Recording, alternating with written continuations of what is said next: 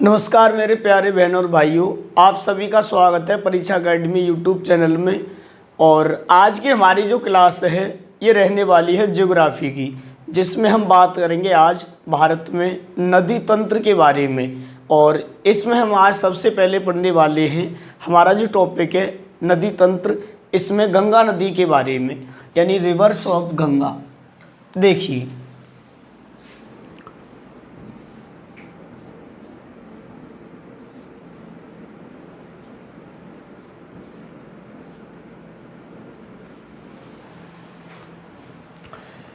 तो आज का जो टॉपिक है हमारा ये रहेगा गंगा नदी, रिवर्स ऑफ गंगा।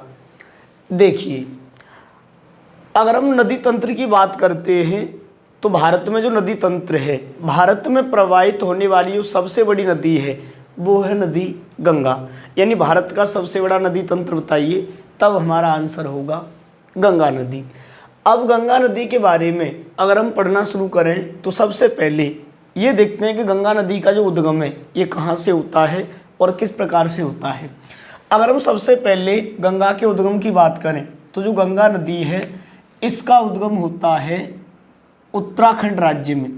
गंगा नदी का उद्गम ये होता है उत्तराखंड राज्य से।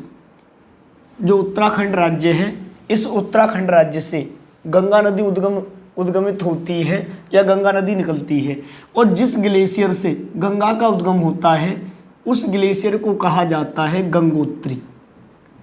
गंगोत्री यानी अगर हम गंगा नदी की बात करें तो जो गंगा नदी का उद्गम है ये उत्तराखंड राज्य के गंगोत्री ग्लेशियर से होता है। गंगोत्री ग्लेशियर से जब गंगा नदी का उद्गम होता है तो जो गंगा नदी है इसका उद्गम गंगोत्री ग्लेशियर से गंगा के रूप में नहीं होता है। गंगा नदी का उद्गम ये होता है भागीरथी के नाम से या भागीरथी के रूप में। यानी अगर हम प्रश्न पूछ लें कि जब गंगा नदी का उद्गम गंगोत्री ग्लेशियर से होता है तो इस नदी का उद्गम किस नाम से होता है, तो तब इस नदी को कहा जाता है भागीरथी। अब ये जो भागीरथी नदी है जब ये उत्तराखंड राज्य में आगे प्रवाहित होती है तब इसमें एक नदी आकर मिलती है और ये जो नदी है इस नदी का नाम है भिलंगना। एक छोटी सी नदी है और इस नदी को कहते हैं भिलंगना। तो ये जो भिलंगना नदी है ये जब इस भागीरथी नामक नदी से आकर उत्तराखंड राज्य में मिल जाती है तो इस भागीरथी और भिलंगना नदी के संगम पर उत्तराखंड राज्य में यहाँ पे बनाया गया एक डैम, एक बांध बनाया गया है। और ये जो बांध है इस बांध को कहा जाता है टिहरी बांध। ये कौन सा बांध है, तो इस बांध का नाम है टिहरी। यानी जो टिहरी बांध है ये भारत में कहाँ पर स्थित है, तो ये स्थित है उत्तराखंड राज्य में भागीरथी और भिलंगना नदियों के संगम पर। अगर हम इस टिहरी बांध की बात करें तो टिहरी बांध ये भारत का सबसे ऊंचा बांध है। टिहरी बांध भारत का ये सबसे ऊंचा बांध है। यानी अगर प्रश्न पूछ लें कि भारत का सबसे ऊंचा बांध बताइए तब हमारा जवाब रहेगा टिहरी बांध। आप कहोगे सर भाखड़ा बांध। अगर हम भाखड़ा बांध की बात करते हैं तो जो भाखड़ा बांध है ये भारत का सबसे ऊंचा गुरुत्वीय बांध है। भारत का सबसे ऊंचा गुरुत्वीय बांध कौन सा है, तब हमारा जवाब रहेगा भाखड़ा बांध। लेकिन अगर हम ये कहते हैं कि भारत का सबसे ऊंचा बांध बताइए तब हमारा आंसर होगा टिहरी बांध, क्योंकि टिहरी बांध की जो ऊंचाई है ये है 260 मीटर, लगभग 260 मीटर ऊंचा है और ये भारत का सबसे ऊंचा बांध है। और भारत का सबसे ऊंचा गुरुत्वीय बांध कौन सा है, तो ये है भाखड़ा बांध। अब इसके बाद टिहरी बांध के बाद जब ये नदी भागीरथी के रूप में, क्योंकि मुख्य धारा कौन सी है इसमें भागीरथी, ये तो सहायक है। अब भागीरथी के रूप में जब गंगा नदी उत्तराखंड राज्य में आगे प्रवाहित होती है तो आगे चलकर इसमें एक और नदी आकर मिलती है जो इधर उत्तराखंड राज्य में ही एक ग्लेशियर है और इस ग्लेशियर का नाम है सतोपंत हिमानी। सतोपंत हिमानी। तो उत्तराखंड राज्य में सतोपंत हिमानी या सतोपंत ग्लेशियर से एक नदी निकलती है और ये नदी सीधी आकर मिलती है गंगा नदी में, और इस नदी का नाम है अलकनंदा। इस नदी का नाम क्या है? इस नदी का नाम है अलकनंदा। तो ये जो अलकनंदा नामक नदी है ये भागीरथी की सहायक नदी है, और ये जो अलकनंदा नदी है इसका उद्गम होता है उत्तराखंड राज्य में सतोपंथ ग्लेशियर से या सतोपंथ हिमानी से, और इसी अलकनंदा नदी के तट पर स्थित है उत्तराखंड राज्य का प्रसिद्ध बद्रीनाथ नगर। तो जो बद्रीनाथ नामक स्थान है उत्तराखंड राज्य में, ये बद्रीनाथ किस नदी के किनारे है? तो ये स्थित है अलकनंदा नदी के तट पर। अब ये जो अलकनंदा नदी है ये जिस स्थान पर भागीरथी से मिलती है इस स्थान को कहा जाता है देवप्रयाग। ये स्थान कौन सा है? तो ये स्थान कहलाता है देवप्रयाग। प्रयाग मीन्स होता है संगम, प्रयाग माने होता है संगम, संगम यानी नदियों का मिलन स्थान। वैसे अगर हम संगम की बात करें तो उत्तराखंड राज्य में 5 प्रमुख संगम हैं। उत्तराखंड राज्य में 5 प्रमुख संगम हैं। इनमें से ये जो देवप्रयाग है, देवप्रयाग 2 नदियों का संगम है, भागीरथी एवं अलकनंदा का। इसके बाद कई और संगम हैं उत्तराखंड राज्य में, जैसे इधर ये जो नदी है अलकनंदा, इसी अलकनंदा नदी से इस दिशा से एक नदी निकलती है उत्तराखंड राज्य में, और ये जो नदी निकलती है ये निकलती है एक जगह उत्तराखंड में केदारनाथ। तो उत्तराखंड राज्य में केदारनाथ ग्लेशियर से नदी निकलती है, और ये जो नदी है इस नदी का नाम है मंदाकिनी, और ये आकर गिरती है सीधी अलकनंदा नदी में। यानी जो मंदाकिनी नामक नदी है ये किसकी सहायक है? तो ये अलकनंदा की सहायक है। और ये जो मंदाकिनी नदी है ये केदारनाथ से उत्तराखंड से निकलती है, और मंदाकिनी ये अलकनंदा में आकर मिलती है, और इन दोनों का जो मिलन स्थान है, जो संगम है, इसे कहा जाता है रुद्रप्रयाग। इसे क्या कहते हैं? तो इसे कहते हैं रुद्रप्रयाग। यानी रुद्रप्रयाग किन 2 नदियों का संगम है? तो अलकनंदा और मंदाकिनी का। इसके बाद अगर हम आगे बात करें तो अभी तक हमने 2 संगम की बात की, एक देवप्रयाग और एक रुद्रप्रयाग।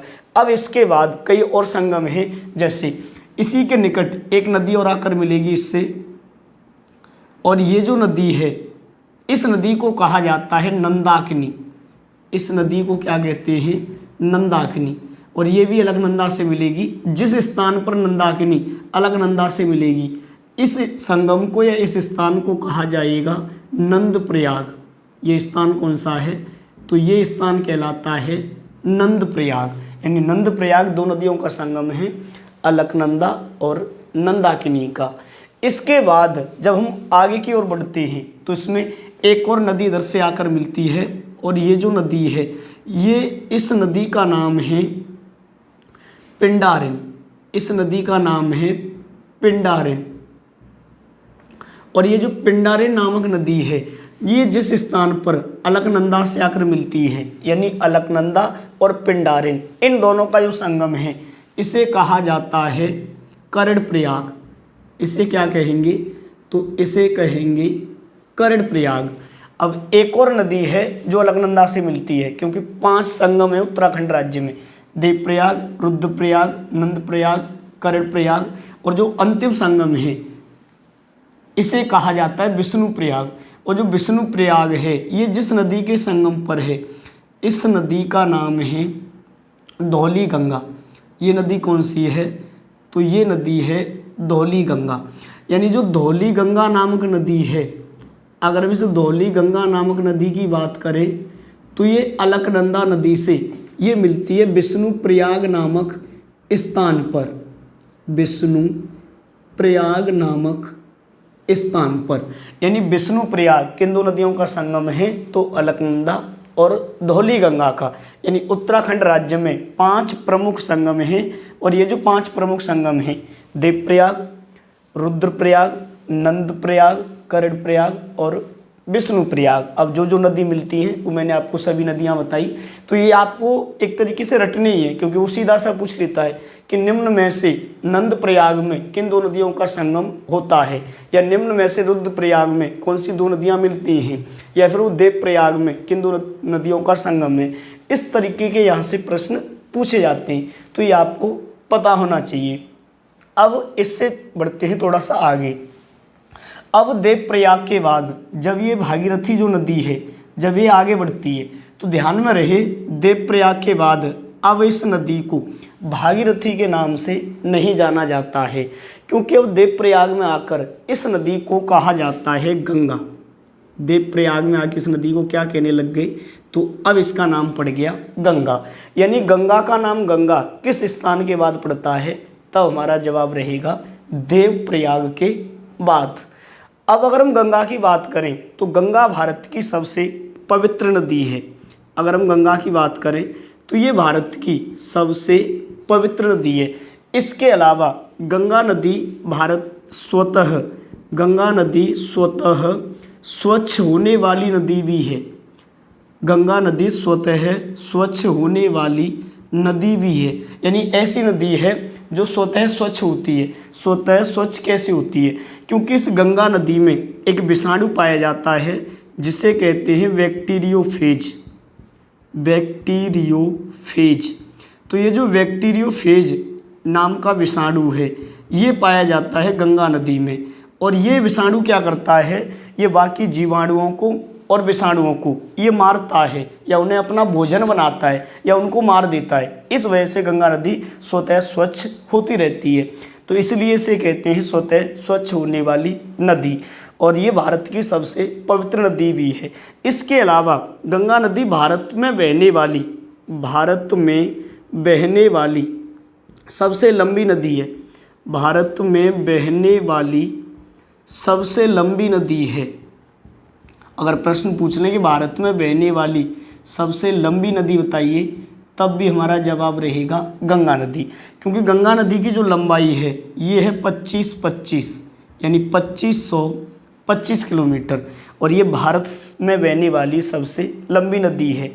गंगा नदी भारत के लगभग, या जो गंगा नदी तंत्र है ये लगभग भारत के कुल क्षेत्रफल के 26.2% क्षेत्रफल को घेरे हुए है। यानी गंगा नदी का जो अफवाह तंत्र है ये लगभग भारत के कुल क्षेत्रफल का कितने प्रतिशत है, तो गंगा का जो अफवाह तंत्र है या जो अफवाह क्षेत्रफल है इसका ये है 26.2%। ये अफवाह क्षेत्र है गंगा नदी का। यानी भारत का जो कुल क्षेत्रफल है इसका 26% लगभग जो एरिया है ये कवर करती है गंगा नदी।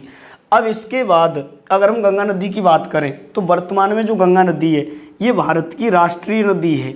यानी अगर हम प्रश्न पूछ लें कि वर्तमान में देश की राष्ट्रीय नदी कौन सी है, नेशनल रिवर कौन सी है, तो हमारी राष्ट्रीय नदी है गंगा।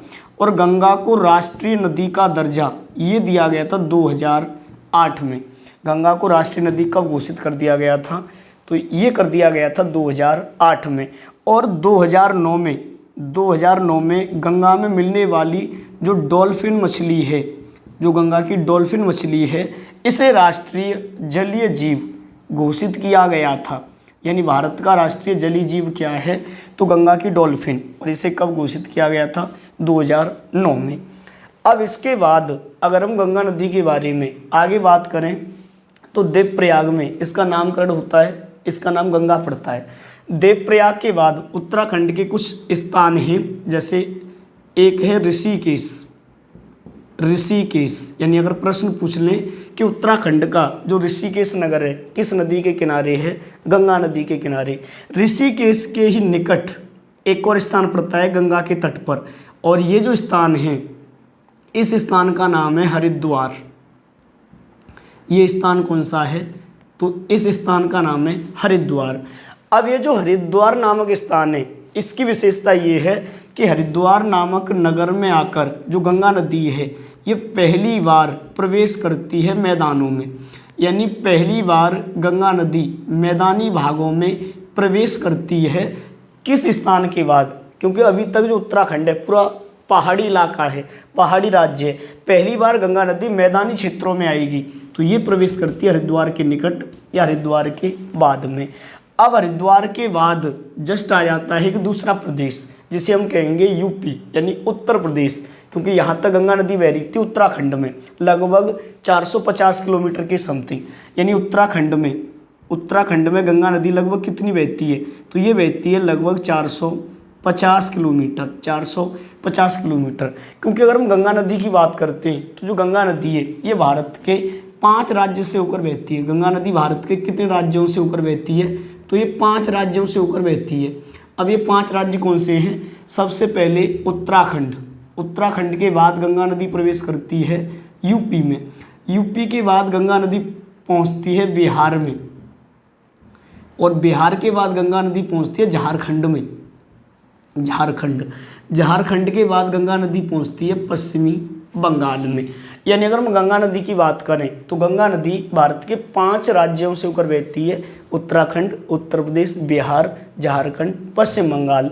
अब इन राज्यों में अगर हम बात करेंगे सबसे अधिक गंगा किस राज्य में बहती है, तो गंगा सर्वाधिक बहती है यूपी में, उत्तर प्रदेश में। सर कितना, लगभग 1000 किलोमीटर। गंगा सर्वाधिक किस राज्य में बहती है, यूपी में 1000 किलोमीटर। और सबसे कम किस राज्य में बहती है, सबसे कम बहती है झारखंड में, लगभग कोई 40 किलोमीटर के समथिंग, और सबसे अधिक 1000 यूपी में। और उत्तराखंड की अगर बात करते हैं तो इसमें बहती है लगभग 450 किलोमीटर। बिहार की अगर बात कर रहे हैं तो इसमें लगभग 405 किलोमीटर। अगर हम पश्चिम बंगाल की बात करें तो इसमें गंगा नदी बहती है लगभग 520 किलोमीटर। तो ये गंगा की लंबाई है भारत के विभिन्न राज्यों में। कोई कुल कितने राज्यों से होकर बहती है, तो 5 राज्यों से होकर। अब इसके बाद हरिद्वार के बाद गंगा नदी दूसरे राज्य में प्रवेश कर गई, यानी उत्तर प्रदेश में। अब जैसे ही गंगा नदी उत्तर प्रदेश में यहाँ से प्रवेश करती है तो उत्तर प्रदेश में सबसे पहले जिस स्थान से प्रवेश करेगी, अगर हम उस स्थान की बात करें तो वो जो स्थान है, अगर हम उस स्थान की बात करें तो उस स्थान का नाम है गढ़मुक्तेश्वर।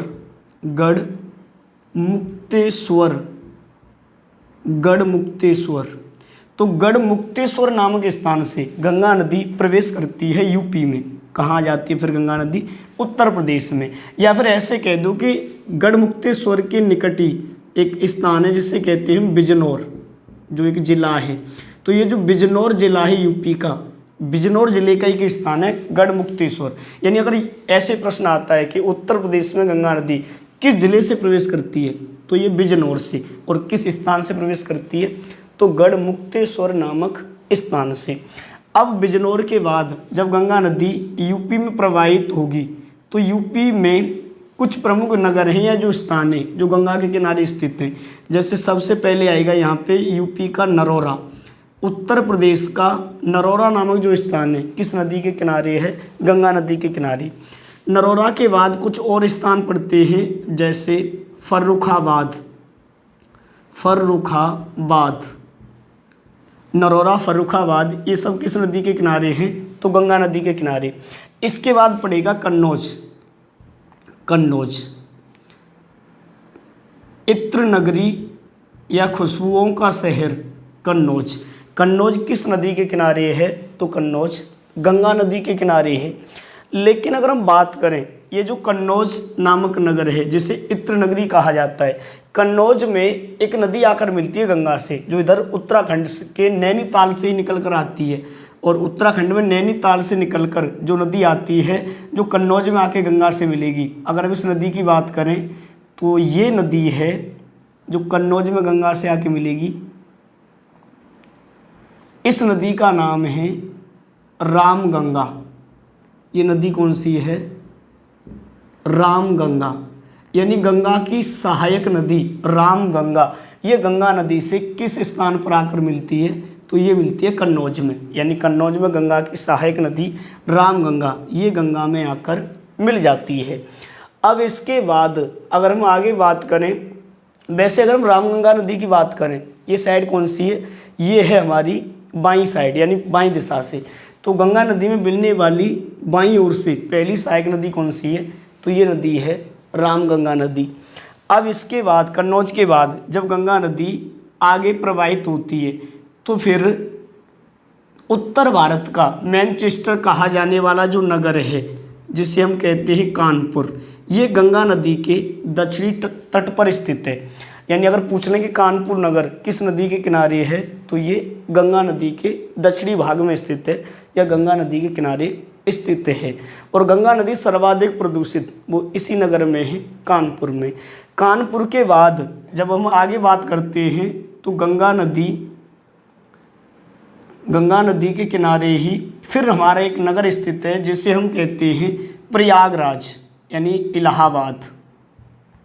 यानी अगर प्रश्न पूछ लें कि इलाहाबाद या प्रयागराज किस नदी के किनारे स्थित है, तो ये स्थित है गंगा नदी के किनारे। लेकिन अगर हम प्रयागराज की बात करते हैं तो प्रयागराज में गंगा की जो सबसे बड़ी सहायक नदी है ये गंगा से आकर मिलती है। और ये नदी कौन सी है, तो इस नदी का नाम है यमुना।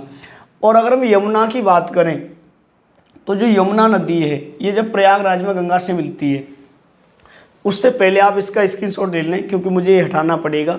फिर हम यमुना को लेकर आएंगे और प्रयागराज में गंगा से उसे मिला देंगे। तो एक बार इसका स्क्रीनशॉट ले लो ताकि मैं इसे हटा सकूं और दोबारा से मैप बनाऊं। तो जल्दी से स्क्रीनशॉट लो इसका, फिर मैं हटाने वाला हूं इसे। तो शायद आपने ले लिया होगा। अब मैं इसे हटाता हूं, रफ करता हूं।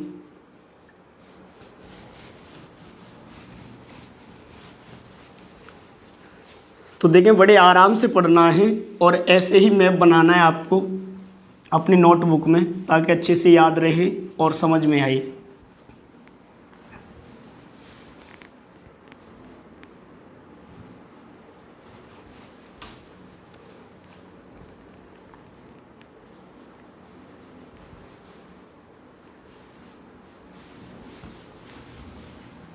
देखिए, अब गंगा की जो सहायक नदी है यमुना, ये निकलती है उत्तराखंड में यमुनोत्री से।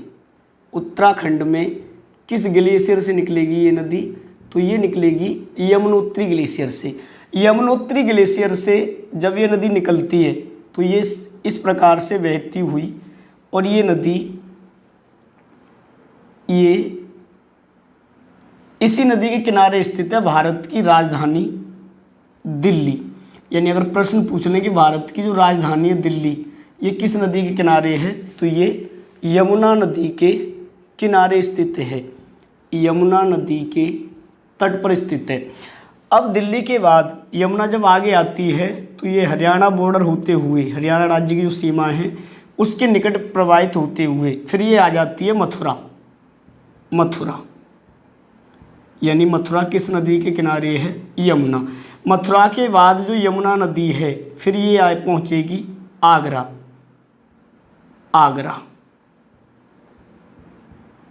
यानी मथुरा, आगरा और दिल्ली ये सब किस नदी के किनारे हैं, तो ये यमुना नदी के किनारे हैं।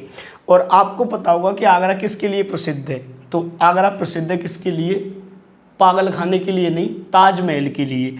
यानी आगरा का जो ताजमहल है ये किस नदी के किनारे है, तो ये यमुना नदी के किनारे ही है। तो ताजमहल बना देता हूँ यहाँ पे। देखो, ये है हमारा ताजमहल। ध्यान से देखना अगर आपने देखा नहीं है तो।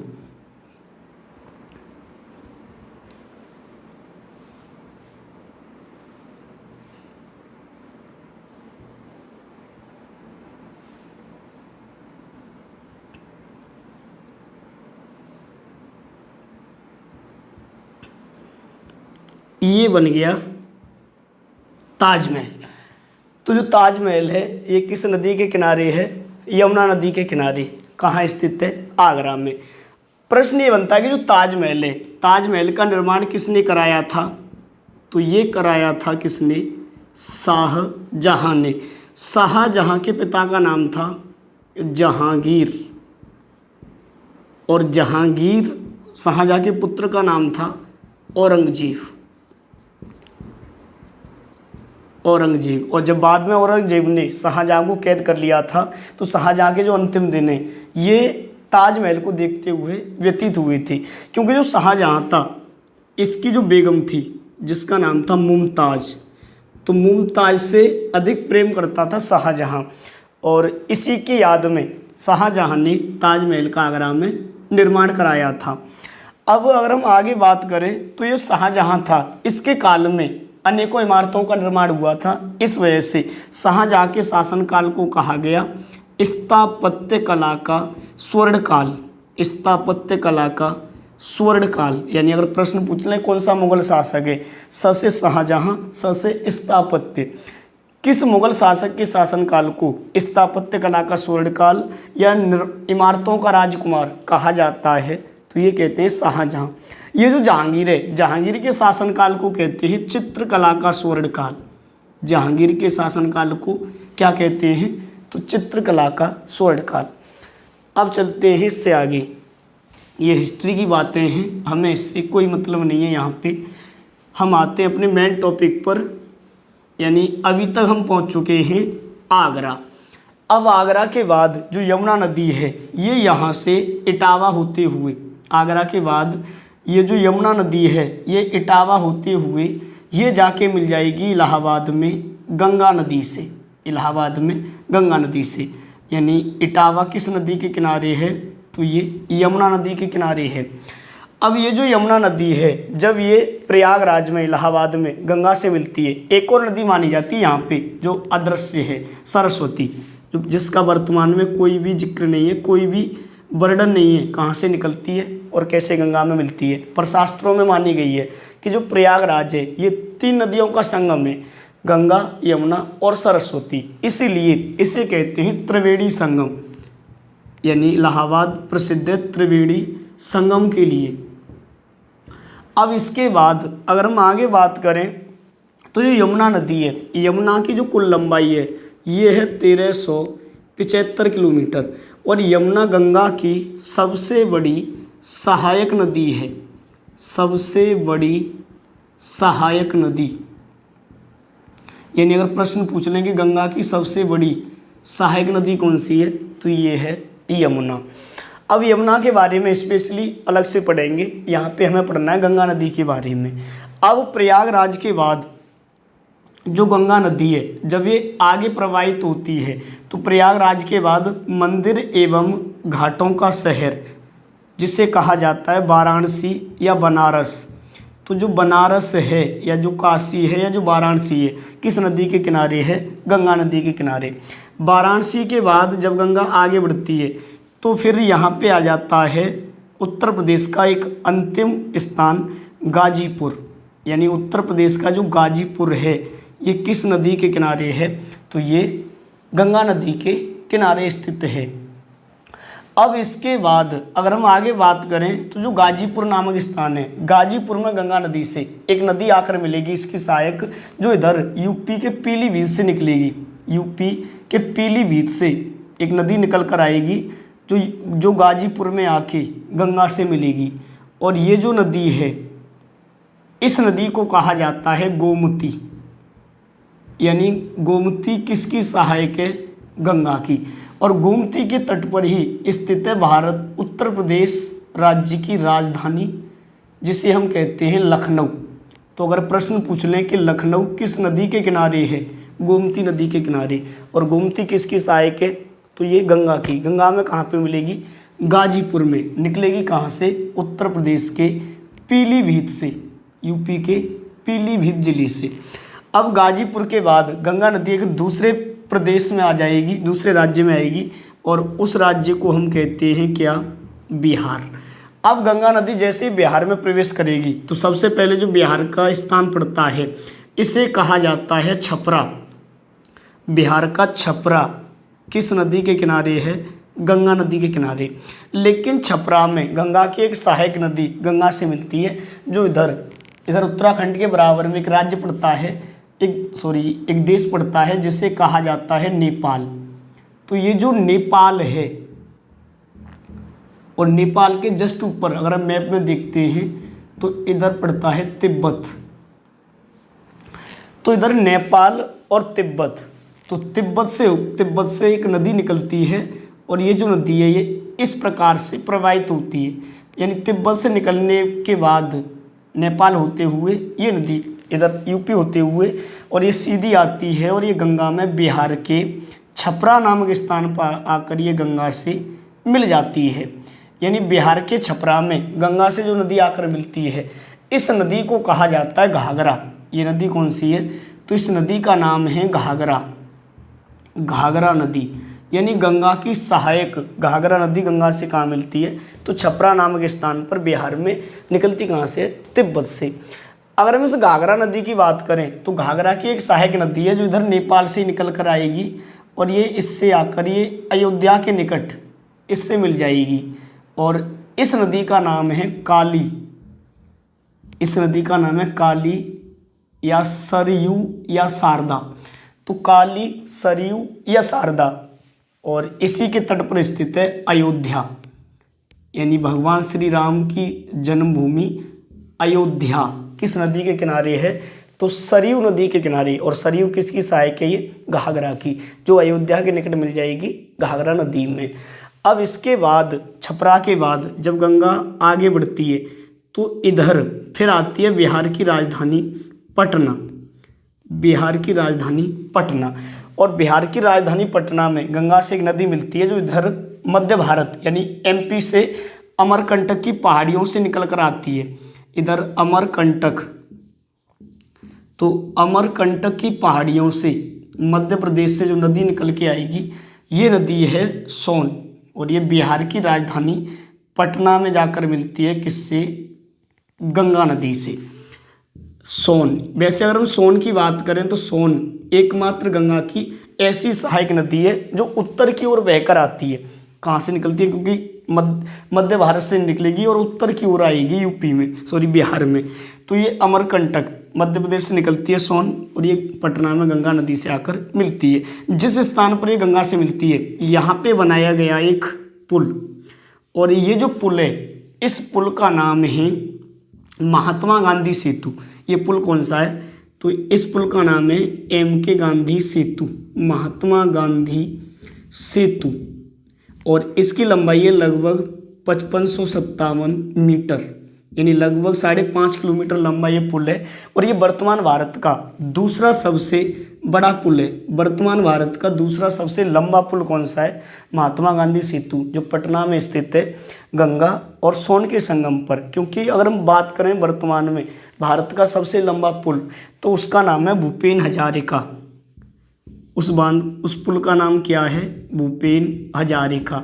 और ये जो भूपेन हजारिका नामक पुल है ये है लोहित नदी पर, जो कि ब्रह्मपुत्र की सहायक है।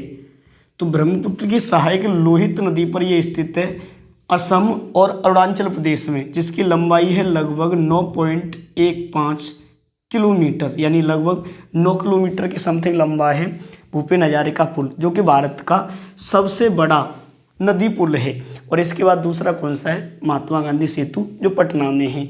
अब पटना के बाद जब गंगा नदी आगे बढ़ेगी तो पटना के बाद एक स्थान पड़ता है और उस स्थान को कहा जाता है हाजीपुर। हाजीपुर, तो बिहार का ये जो हाजीपुर है, हाजीपुर खेड़ा नहीं है ये, हाजीपुर, जो खंदौली वो नहीं है ये, हाजीपुर। तो ये जो हाजीपुर नामक स्थान है, इस हाजीपुर नामक स्थान पर गंगा से एक सहायक नदी मिलती है जो इधर तिब्बत और नेपाल बॉर्डर से आएगी, और ये जो नदी है ये मिलेगी हाजीपुर में गंगा से। वैसे अगर हम इस नदी की बात करें तो ये नदी है, इस नदी को कहा जाता है गंडक। यमुना की सहायक नदी, सॉरी गंगा की सहायक नदी गंडक। ये गंगा से कहाँ मिलती है, तो बिहार के हाजीपुर में। निकलती कहाँ से है, तो नेपाल तिब्बत सीमा से। अब इसके बाद हाजीपुर के बाद जब ये नदी थोड़ा सा और आगे बढ़ेगी तो एक स्थान पड़ता है बिहार का जिसे कहते हैं भागलपुर। ये बिहार का कौन सा स्थान है, पागलपुर नहीं है, ये भागलपुर, भागलपुर।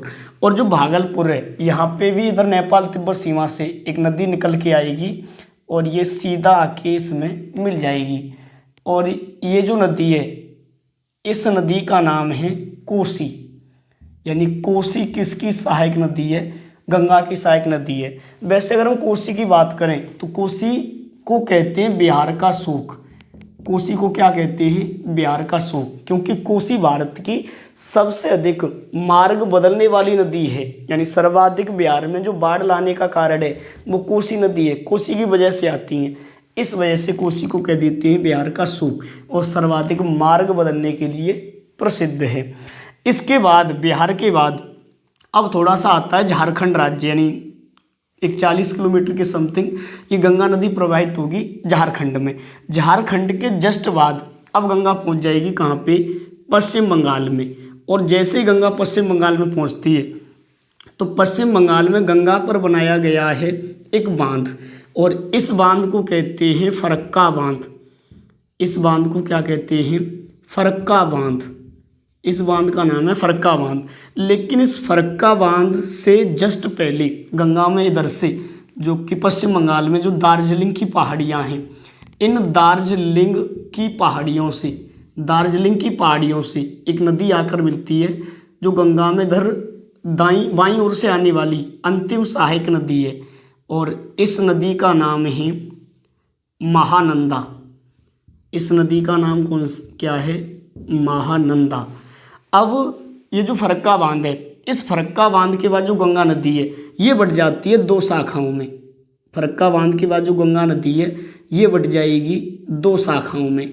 एक शाखा इधर कोलकाता की तरफ आएगी, और जो शाखा कोलकाता की तरफ आ जाती है इस शाखा को कहते हैं हुगली। यानी ये शाखा कौन सी है गंगा की, तो ये कहलाती है हुगली। एक शाखा इधर बांग्लादेश चली जाएगी, और बांग्लादेश में इस शाखा को कहा जाएगा पद्मा। इस शाखा, ये जो गंगा की दो शाखाएं हैं जो फरक्का बांध के बाद दो शाखाओं में बढ़ती है, तो बांग्लादेश में इसे कहेंगे पद्मा, और इधर जो भारत की ओर आएगी ये कहलाएगी हुगली। अब ये जो पद्मा है, इधर पूर्व से एक नदी प्रवाहित होकर आती है जो इस पद्मा से आकर मिलती है, और ये जो नदी है बांग्लादेश में इस नदी को यहाँ पे कहते हैं जमुना। वैसे वास्तव में ये जो नदी है इसे भारत में कहते हैं ब्रह्मपुत्र। यानी जब बांग्लादेश में पद्मा यानी गंगा से ब्रह्मपुत्र यानी जमुना नदी मिल जाती है, तो आगे इनकी जो संयुक्त धारा है, इस संयुक्त धारा को कहा जाता है मेघना। यानी बांग्लादेश में गंगा और ब्रह्मपुत्र की संयुक्त धारा क्या कहलाती है, मेघना कहलाती है। और नीचे इधर ये जाकर गिरती है बंगाल की खाड़ी में। लेकिन बंगाल की खाड़ी में गिरने से पहले इधर इनके बीच में ये जो क्षेत्र है, ये जो यहाँ पे निर्मित होता है एक डेल्टा, और इस डेल्टे को कहते हैं सुंदरवन का डेल्टा। ये कौन सा डेल्टा है, सुंदरवन डेल्टा, जो कि विश्व का सबसे बड़ा डेल्टा है। विश्व का सबसे बड़ा डेल्टा सुंदरवन का डेल्टा, ये किन दो नदियों के बीच में है, तो गंगा और ब्रह्मपुत्र, या ऐसे कह दो इधर ये हुगली इधर ये मेघना। तो गंगा और ब्रह्मपुत्र मिलकर विश्व का सबसे बड़ा डेल्टा बनाती हैं, जिसे कहते हैं सुंदरवन का डेल्टा। और जो सुंदरवन का डेल्टा है, इस क्षेत्र में जो सबसे अधिक उत्पादन होता है जूट का। इस क्षेत्र में सर्वाधिक किसका उत्पादन होता है, जूट का। वैसे इस क्षेत्र में टाइगर वगैरह भी पाए जाते हैं, तो भारत सरकार ने इसे टाइगर रिजर्व घोषित कर दिया था। भारत सरकार ने इस क्षेत्र को टाइगर रिजर्व क्षेत्र घोषित कर दिया था 1973 में। 1973 में से टाइगर रिजर्व क्षेत्र घोषित कर दिया गया था। तो ये सुंदरवन का जो डेल्टा है, जो विश्व का सबसे बड़ा डेल्टा है, क्योंकि इस क्षेत्र में सुंदरी नामक एक वृक्ष या पौधा सर्वाधिक पाया जाता है, इस वजह से इसका नाम पड़ा था सुंदरवन का डेल्टा। पर अगर हम बात करें, आपके माइंड में एक प्रश्न चल रहा होगा कि सर डेल्टा क्या होता है, हम डेल्टा किसे कहते हैं। तो अगर हम ज्योग्राफी में डेल्टा की बात करें, डेल्टा हम उस आकृति को कहते हैं कि जब नदियां समुद्र में गिरने से पहले अपने साथ जो अवसाद बहाकर लाती हैं, अपने साथ जो भी कंकड़ पत्थर या जो भी चीज़ें अपने साथ लेकर आती हैं, तो वो नदी क्या करती है कि समुद्र में गिरने के जस्ट पहले उन अवसादों को, उन वस्तुओं को अपने मुहाने पर छोड़कर या उन्हें इकट्ठा करके और इधर उधर से जाकर, जैसे मान लो ये नदी कोई प्रवाहित हो रही है इस प्रकार से, अब ये अपने साथ जो भी बहाकर लाएगी, मान लो ये इधर ये समुद्र है, तो ये क्या करेगी, यहाँ पे इसे ऐसे छोड़ते जाएगी। ये मान लो इसने यहाँ पे छोड़ दिया, जो भी अपने साथ लेके आई थी ऐसे छोड़ देगी, और इसके इधर उधर से जाकर ये इस प्रकार से और ये समुद्र में जाके गिर जाएगी। अब ये जो आकृति बनेगी, ये आकृति कहलाएगी क्या, डेल्टा। यानी नदियाँ समुद्र में गिरने से पहले जिस आकृति का निर्माण करती हैं अपने अवशिष्ट पदार्थों से, उसी ज्योग्राफी में कहते हैं हम डेल्टा। और जो नदी ऐसा नहीं करती है, यानी सीधे ही समुद्र में जाके गिर जाती है, उसे कहते हैं एस्चुरी। उसे क्या कहते हैं, एस्चुरी। आगे मैं बताऊंगा कि नर्मदा और ताप्ती वो डेल्टा नहीं बनाती हैं, उनके मुहाने को क्या कहते हैं, एस्चुरी कहते हैं। तो यहाँ तक अभी तक हमने बात की गंगा नदी के बारे में। तो मैंने आपको गंगा नदी के बारे में पूरा डिटेल से बता दिया, आराम से मैंने आपको बताया मैप के ज़रिए से। उम्मीद है आपके समझ में अच्छे से आया होगा। तो अगर आपके समझ में आया हो तो अपनी प्रतिक्रिया दें और इस क्लास को ज़्यादा से ज़्यादा लोगों के पास शेयर करें, सब्सक्राइब करें और लाइक कर दें इस क्लास को, क्योंकि अभी ज़्यादातर लोगों ने इसे लाइक नहीं किया है। तो जल्दी से इसे लाइक कर दो जिन्होंने लाइक नहीं किया है। और अब इससे आगे मिलते हैं अगली क्लास में। तब तक के लिए आप इसका अच्छी तरीके से इसकी पढ़ाई करें, अपने नोट्स बनाएं और इसी के साथ आपको गुड नाइट, राधे राधे, नमस्कार, थैंक यू।